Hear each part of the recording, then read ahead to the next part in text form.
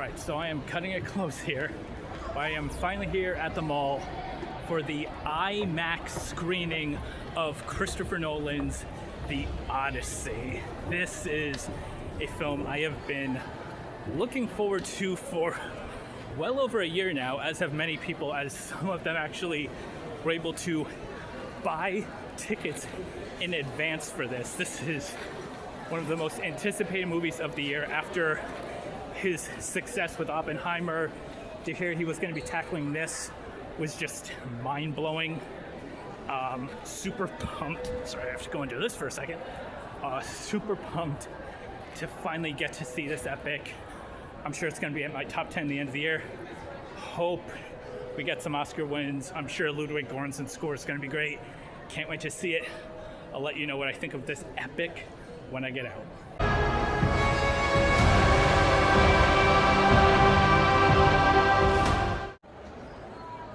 Well, that was an epic Colossus Roman offering to the gods if I've ever seen one from Christopher Nolan. This was everything you could possibly expect and more in terms of just this epic immersion into this dark, bleak world of war and tragedy. No one else could have pulled this off but him.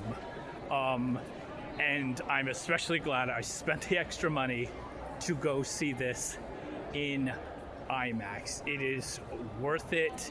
You really feel like you're there a lot of the points, the way it's scored, the sound, how it will literally shake you as things escalate at certain points in the movie. I mean, another top-notch score from Ludwig Göransson. Not my favorite of his, but still by no means bad. I think there are just others that I can more strongly identify as markers, but it was probably also just because his score almost kind of blends in with the ambiance of the, I'm just going to say epic too many times throughout this, but the epic nature of the story being told.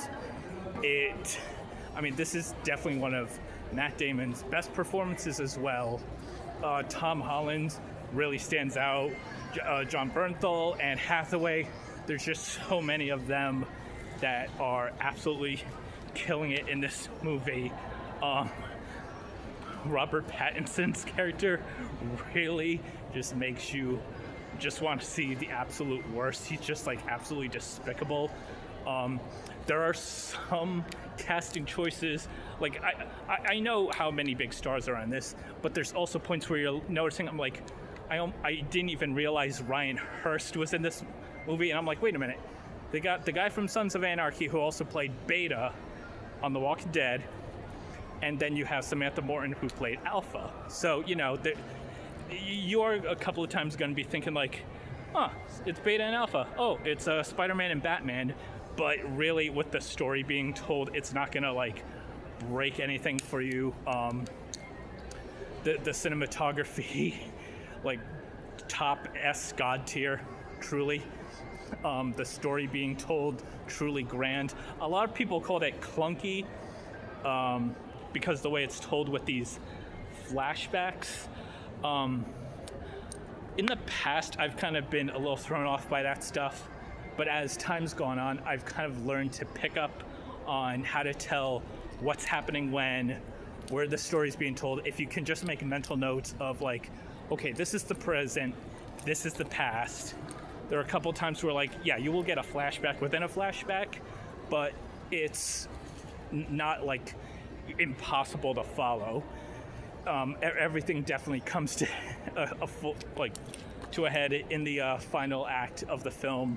But everything all throughout, just the dark tragedy of war and a journey of men just trying to find their way home, where every decision just leads to worse and worse situations.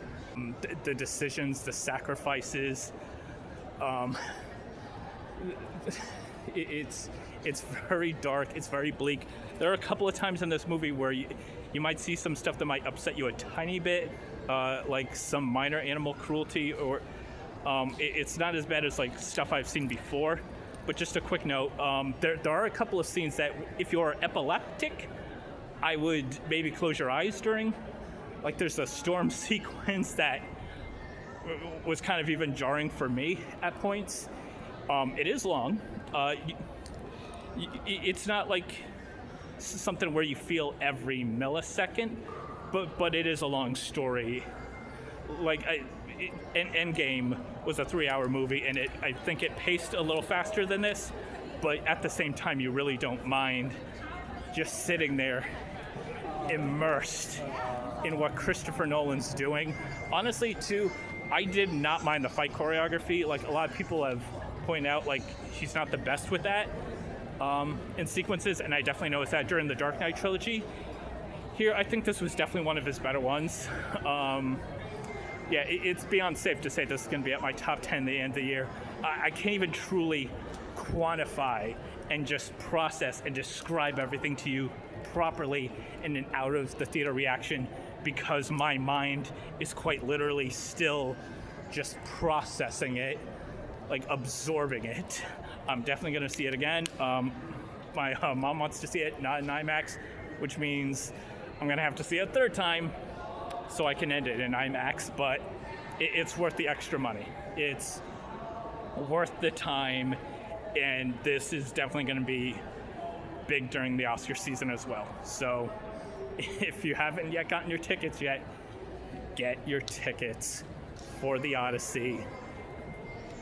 This truly is like a fantastic follow-up for Christopher Nolan after Oppenheimer. Go see this movie.